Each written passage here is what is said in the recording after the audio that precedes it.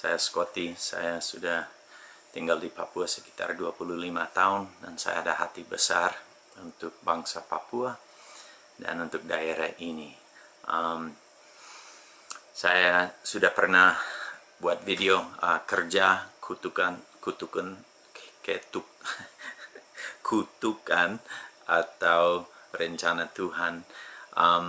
Saya baru datang, saya baru dari Wamena tadi malam, 2 hari di Wamena dan balik ke Bokendini, dan saya hati berat karena selama saya di Wamena saya lihat pemuda-pemudi, anak-anak asli Papua hampir semua hanya duduk santai, cerita, merokok, makan pinang, habiskan uang dan habiskan waktu secara non-produktif. Ada banyak yang gaya-gaya, balap-balap dengan motor, 3-4 orang di motor. Saya di bengkel selama 7 jam dan ada sopir-sopir orang asli yang masuk dan memang juga semua merokok, makan pinang, habiskan banyak uang dengan hal yang tidak ada tujuan baik, hanya merusak tubuhnya dan merusak dompetnya. Dan mereka punya mobil-mobil semua rusak gara-gara overloading, per patah gara-gara muatan terlalu banyak. Dan saya lihat, wow, ini mereka tidak beruntung dari pekerjaan mereka, tapi mereka tambah rugi dengan mobil-mobil yang rusak karena tidak pakai sesuai dengan batasan, juga dengan tubuh mereka tidak pakai sesuai dengan tujuan. Dan sebaliknya saya lihat orang-orang non-Papua yang ada di Wamena, dan itu seperti semut-semut yang semua ada kegiatan.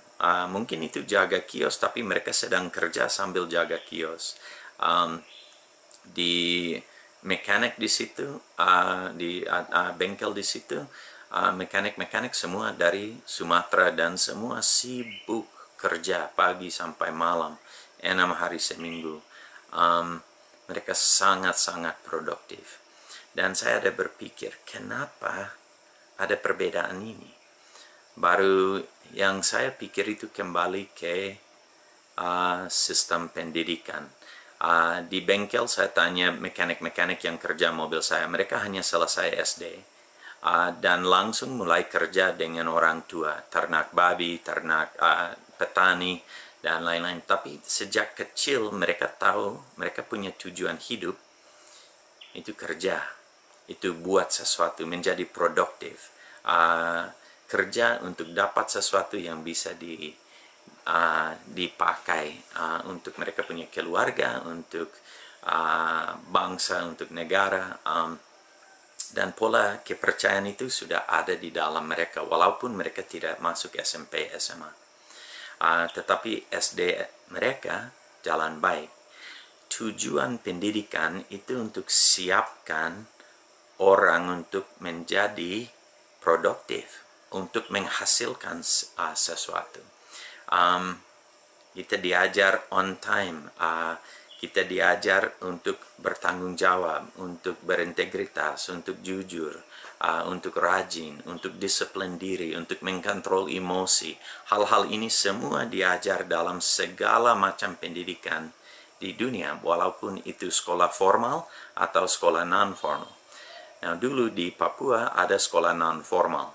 Itu anak laki-laki ikut bapak dan om dan kakak dan belajar kerja, belajar budaya, belajar semua hal yang diperlu untuk menjadi anggota produktif di dalam dia punya suku, fam, dan daerah. Anak-anak perempuan ikut mama-mama dan tante dan kakak perempuan dan belajar untuk menjadi seorang produktif. Tetapi sejak Otsus sistem pendidikan di Papua sudah hancur dan tidak jalan. Baru anak-anak tidak ikut, mereka punya orang tua, keluarga lagi, tapi di sekolah juga, sekolah tidak ada kegiatan. Jadi anak-anak belajar apa? Mereka belajar malas, mereka belajar tidak usah bertanggung jawab, mereka belajar hanya main-main. So, mereka ke sekolah tidak ada guru, jadi mereka ke kali, mandi-mandi, main dengan teman, dan main sepanjang hari. Baru kenapa kita bisa kaget pada waktu mereka menjadi pemuda sekarang, umur 15 sampai 30, dewasa muda, mereka juga tidak tahu kerja dan tidak mau kerja. Mereka hanya mau main dan mau cari jalan yang paling gampang. Karena sistem pendidikan non-formal tidak ada lagi di daerah-daerah kami. Baru sistem formal juga gagal total. So anak-anak bebas untuk ikut mereka punya mau. Apa yang ada sekarang lanjut, masa depan Papua akan seperti apa? Ada banyak migran yang datang dan mereka siap kerja dan usaha. Sambil kami siapkan generasi orang-orang asli di sini yang tidak akan kerja. Kita harus berpikir baik-baik mengenai ini, karena ini masalah besar.